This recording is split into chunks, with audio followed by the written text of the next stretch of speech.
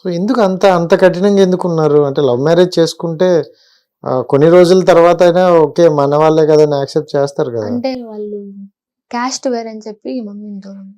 ఓ అంటే మమ్మీ వాళ్ళు క్యాస్ట్ వేరా? ముస్లిమ్స్ అట్లా అన్నమాట. ఎందుకు చేసుకుందాం, మ్యారేజ్ అయినాక కూడా చాలా సార్లు వచ్చారు, గొడవలు పెట్టారు. వదిలేసాయి, మీకు ఇంకో పెళ్లి చేస్తాం, ఎందుకు అమ్మాయి అది ఇది అని చెప్పారు. మ్యారేజ్ అయిన తర్వాత కూడా మమ్మీ ప్రెగ్నెంట్ టైంలో ప్రెగ్నెన్సీ ఉన్నప్పుడు వదిలేమనరా? వదిలేసే వేరే అమ్మాయిని చూసి పెళ్లి చేస్తాం, అమ్మాయి మనకి సెట్ కాదు అది ఇది అని మాట్లాడారు డాడీ తరపున. కానీ నాకు అమ్మాయి కావాలని అప్పుడు తిరుపతి నుంచి డాడీ అక్కడ వదిలేసి రాజంపేట వచ్చేసాడు అనమాట, దూరంగా. సో మమ్మీ వాళ్ళ పేరెంట్స్ కానీ వాళ్ళు మాట్లాడతారు, వస్తారు, అమ్మమ్మ వాళ్ళు వస్తారు, అందరూ వస్తారు, వాళ్ళు బాగానే చూసుకుంటారా? వాళ్ళు పర్లేదు, ఓకే, విజయవాడలో ఉంటారు, వాళ్ళు వస్తూ ఉంటారు అప్పుడు. సో ఎప్పుడైంది డాడీది ఇలా? మార్చ్ జనవరి 28 ఇయర్ 24. ఓ అప్పుడే తర్వాత నువ్వు మళ్ళీ వెళ్ళావా ఏమని డాన్సులు దీనికి ప్రోగ్రామ్స్ కి? వెళ్ళాను, డాడీ చనిపోయారు. అమౌంట్ కావాలి కదా, చూపించాలన్నా ఇంట్లో ఏదైనా చేయాలన్నా అమౌంట్ ఉండాలి ఖచ్చితంగా. ఇప్పుడు దేనికోసం కష్టపడుతున్నావు నువ్వు? అప్పులు ఉన్నాయి కదా ఫైనాన్షియల్ గా, ఇంట్లో ఇల్లు గడవాలి, మమ్మీని చూసుకోవాలి. అంటే జనరల్ గా ఇప్పుడు చాలా మంది అమ్మాయిలు, నేను యాక్చువల్లీ ఇది 4th ఇంటర్వ్యూ అనుకుంటా అంటే ఈ టైప్ ఆఫ్ డాన్సర్స్ చేయడం. సో ప్రతి ఒక్కరిలో కూడా ఒక పెయిన్ స్టోరీ కనిపిస్తుంది, ప్రతి ఒక్కరు కూడా జెన్యూనిటీ అనిపిస్తుంది. అంటే ప్రతి ఒక్కరు కూడా డబ్బు అవసరం వచ్చి ఎవరి సాయం అందక మన కాళ్ళ మీద మనం నిలబడాలనే దీంట్లోకి వస్తారా? ఖచ్చితంగా ప్రతి ఒక్కరు డబ్బు కోసమే, అంటే ఐ మీన్ కష్టపడి సంపాదించుకోవాలి, అందుకోసమే. ఇప్పుడు షాప్ కి వెళ్తే మనకు వచ్చే అమౌంట్ సరిపోదు, అదే ఈవెంట్స్ ఒక మంత్లీలో ఒక 10 చేసుకున్నా చాలు మనీ, అక్కడికి సెట్ అయిపోతుంది అనమాట. ఓకే, అందుకోసం ఏంటి ఎంత వస్తుంది అంటే జనరల్ గా ఇలాంటి స్టేజ్ డాన్సులు అవి లక్షల్లో వస్తాయి అని అన్నాను. అంత రాదు, 4-6 అంతే అంతే ఒక ఈవెంట్ కి. అవును, మరి ఎందుకు బయట టాక్ అంత ఉంది, లక్షల్లో సంపాదిస్తారు అది? అసలు అంత వస్తే ఇలా ఎందుకుంటామండి, అంత రాదు, తక్కువే. ఇంకోటి ఏంటంటే నేను చూసింది జనరల్ గా స్టేజ్ మీద డాన్సులు చేస్తున్నప్పుడు కింద ఉంటారు కొంతమంది జనాలు, సో ఆడియన్స్. సో వాళ్ళని ఐ మీన్ ఫోటోలు తీయడం కానీ లేకపోతే ఏమైనా చేతులు కానీ పట్టుకొని లాగడం కానీ ఏదో కొంచెం వల్గర్ కొంతమంది ఉంటారు, అందరు కాదు కొంతమంది ఉంటారు. సో అలాంటివి చూస్తారా మీరు? ఖచ్చితంగా ఉంటారు, చాలా మంది ప్రతి ఈవెంట్ లో ఉంటారు, ఒక ఈవెంట్ అని కాదు, అలా చాలా మంది డాన్స్ చేస్తా వల్గర్ గా చేస్తారు ఖచ్చితంగా అమ్మాయిలతో. మరి ఎలా ఇవన్నీ మీరు ఎలా ఫేస్ చేసి వెళ్తారు ముందుకి? అయితే స్టార్టింగ్ లో అలా వచ్చింది నాకు కూడా, చేతులు వేయడం. అప్పటి నుంచి ఎవరైనా ఆడియన్స్ డాన్స్ చేస్తా ఉన్నా వేయమన్నా వేయను, స్టేజ్ దిగైనా వెళ్ళిపోతా గానీ వాళ్ళతో చేయను అనమాట. సో అంటే ఇంకోటి ఏంటంటే ఇప్పుడు నువ్వు చేస్తుంది డాన్స్ అయినా వాళ్ళు చూసే చూపు మాత్రం వేరేలాగే ఉంటాయి, ఎందుకంటే అక్కడ ఉన్న ఆ సినారియో అలాంటిది. సో వాళ్ళు చూసే చూపులు అలా ఉంటాయి, అండ్ అక్కడ చాలా మంది డ్రింక్ చేసిన వాళ్ళు కానీ ఇంకోరు కానీ ఉంటారు అనమాట. సో ఇలాంటి వాళ్ళ ప్రాబ్లమ్స్ ఏమి ఉండదా? గొడవలు కూడా అయితే వస్తుంది. ఇప్పుడు ఆడియన్స్ కింద ఉంటారు కదా, వాళ్ళు ఎట్లా అంటే బ్యాడ్ వర్డ్స్ మాట్లాడతారు, అప్పుడు ఖచ్చితంగా గొడవలు అవుతాయి. ఇక్కడ మా బాయ్స్ ఉంటారు కదా, వాళ్ళు ఖచ్చితంగా వాళ్ళకి గొడవలు అవుతాయి, ఈవెంట్ మధ్యలో ఆగిపోవడం ఇలా కూడా జరుగుతుంది. సో జనరల్ గా అంటే మీరు ఎక్కడెక్కడికి ఈవెంట్స్ కి వెళ్తారు కదా, లోకల్లో ఉంటారు కదా, మరి లోకల్ వెళ్తానే గొడవలు అయితే మనకి ప్రాబ్లమ్స్? ఇంతవరకు అట్లా ఏమని రాలేదు, అందరూ బాగానే రిసీవ్ చేసుకుంటారు. ఇంతవరకు లోకల్ ఏ గొడవలు లేవు మాకైతే. ఓకే, ఇంకోటి ఏంటంటే జనరల్ గా అంటే కొంతమంది ఉన్న టాక్ ఏంటంటే ఇలా వెళ్ళే వాళ్ళకి అమ్మాయిలకి అక్కడ కొంతమంది కొన్ని ఆఫర్స్ చేస్తారు, సో ఇలా అడగడాలు ఉంటాయని విన్నాం. సో అది నిజమేనా?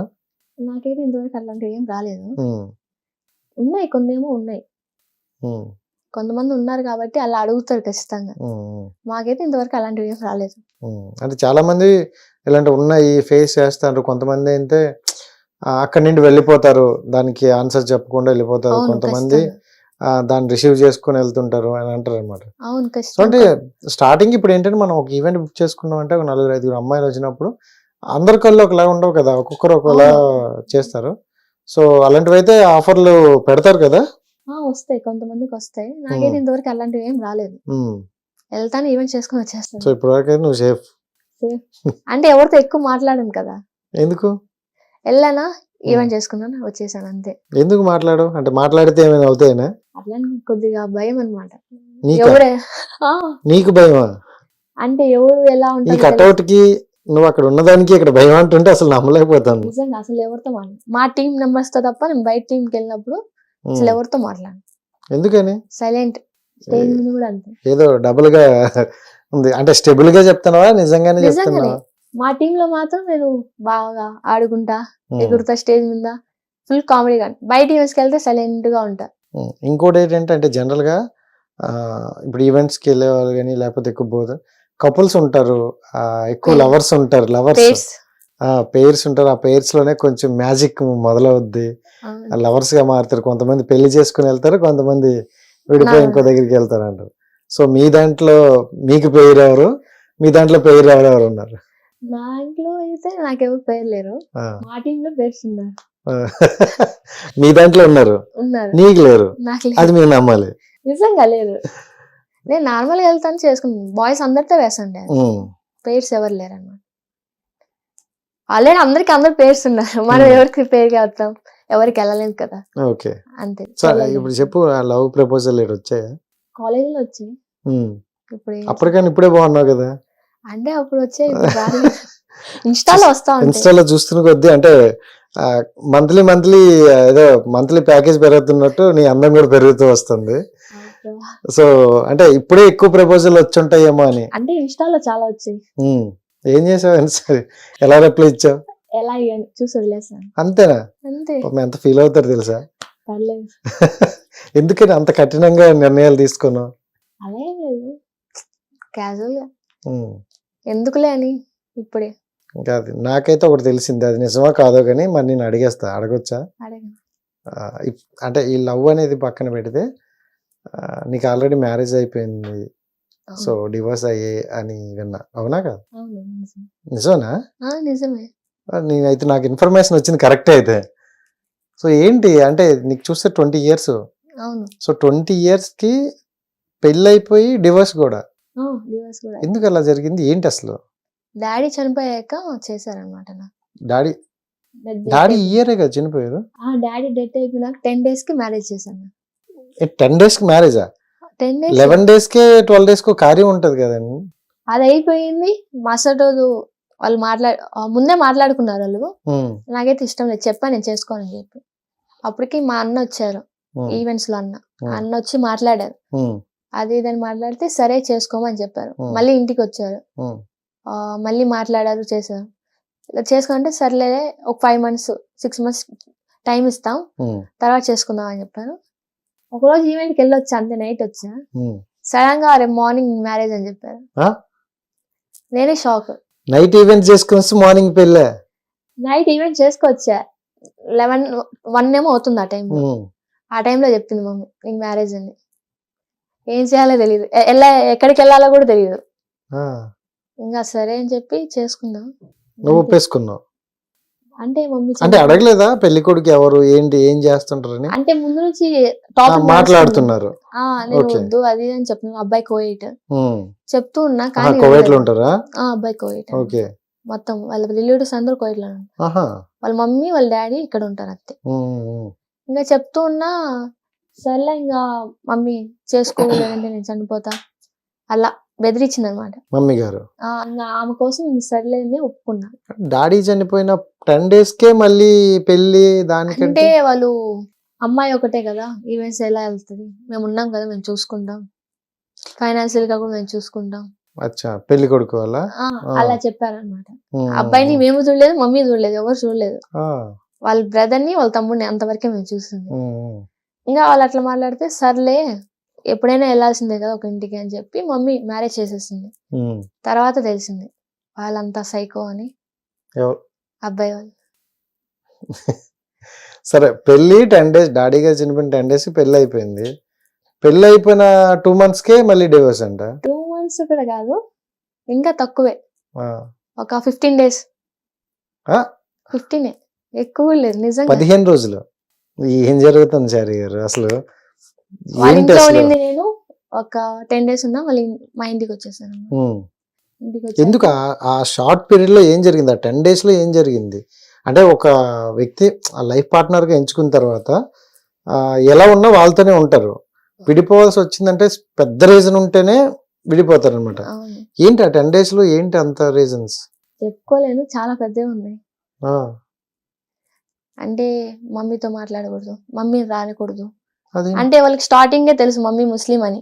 ఉమ్, తర్వాత చెప్తున్నారు మ్యారేజ్ అయినాక మీ మమ్మీ ముస్లిం అని నాకు తెలియదు, అయితే మీ మమ్మీ రాకూడదు. మా అత్త కూడా అన్నాం, ముస్లిమ్స్ వాళ్ళని తీసుకొచ్చి ఇంటి కోడలు చేశారా, అలా సూటుపుటు మాటలు. ఉమ్, మమ్మీ కాల్ చేసిన ఎందుకు చేస్తుంది, మేము మమ్మీ అసలు మీ ఇంటికి రాకూడదు, అక్కడికి రాకూడదు, నేను అక్కడికి వెళ్ళకూడదు, ఉమ్, రిలేటివ్స్తో ఎవరితో టచ్లో ఉండకూడదు, అక్కడే ఉండాలంట. ఉమ్. అలా చాలా జరిగాయి, గొడవలు చాలా అయ్యాయి.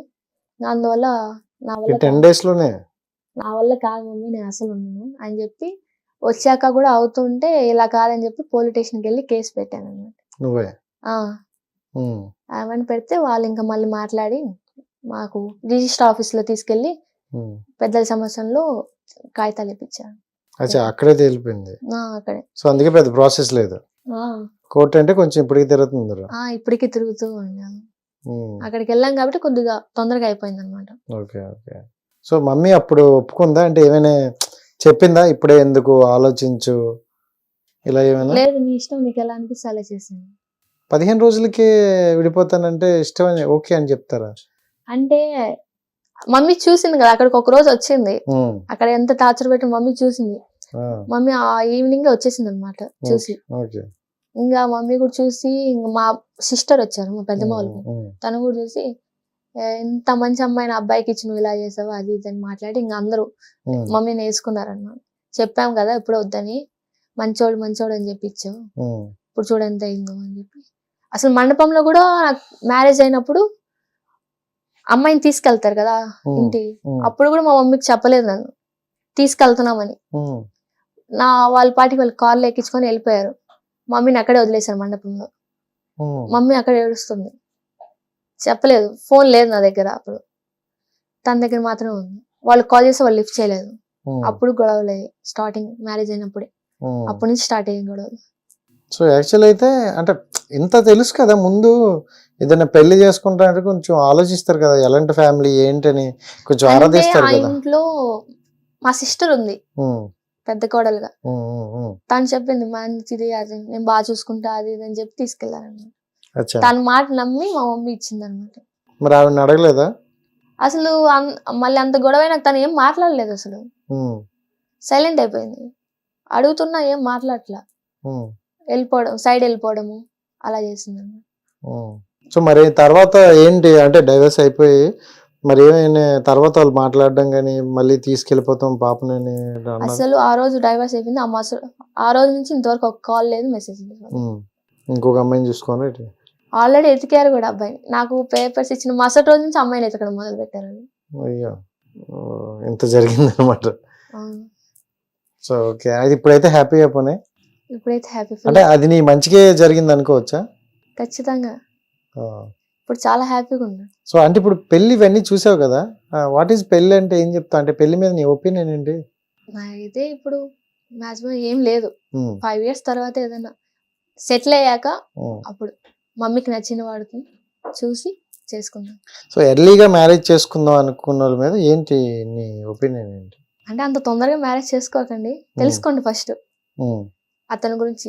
ఫస్ట్ మీరు ఎంక్వైరీ చేయండి Hmm. ఎలా చూసుకుంటారు, అది చూసుకొని మ్యారేజ్ చేసుకుని, తొందరపడి ఇంట్లో వాళ్ళు చెప్పారని బెదిరించారని చేసుకొని లైఫ్ మాత్రం పాడు చేసుకో.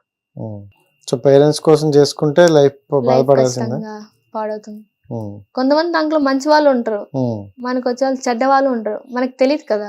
అవును, అందువల్ల మంచి వాళ్ళు అయితే ఓకే అలా నడుస్తుంది, బట్ పర్లేదులే సర్దుకుపోద్ది అనుకోవచ్చు. చెడ్డ వాళ్ళు అయితే ఎప్పుడైనా అలాగే ఉంటుంది, మళ్ళీ జీవితం. అనుమానం కూడా తనకి ఫస్ట్ రోజు. అనుమానం కూడా ఉందా? ఉమ్. ఏమనేవాళ్ళు? ఫోన్ చెక్ చేస్తాడు, ఫోన్ లో అసలు ఏం ఉండవు, చెక్ చేస్తాడు.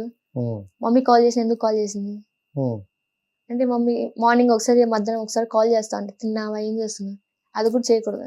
ఉమ్. మమ్మీతో మాట్లాడుతున్నావా, ఇంకెవరితోనే మాట్లాడుతున్నావా అంటే, డాన్స్కి వెళ్ళేది తెలిసే చేసుకున్నారు. ఉమ్. మళ్ళీ డాన్స్కి వెళ్తున్నావా, అప్పుడు వెళ్ళావా, నాకు చెప్పలేదే, ఇవన్నీ వచ్చాయి తర్వాత.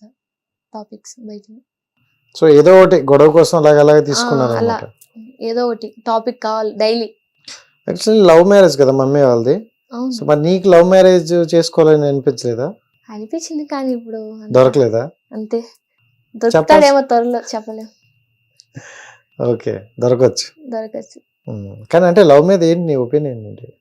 నాకైతే ఇప్పుడు కానీ మంచివాడైతే హ్యాపీగా నన్ను మమ్మీని హ్యాపీగా చూసుకుంటే చాలు. ఆడ నువ్వు చూసుకుంటావా? నేనే చూసుకుంటా. ఇంట్లో ఉన్నా చాలు, నేనే అంటే చూసుకుంటా. ఎక్కువగా ఇదే డైలాగ్ వింటారు.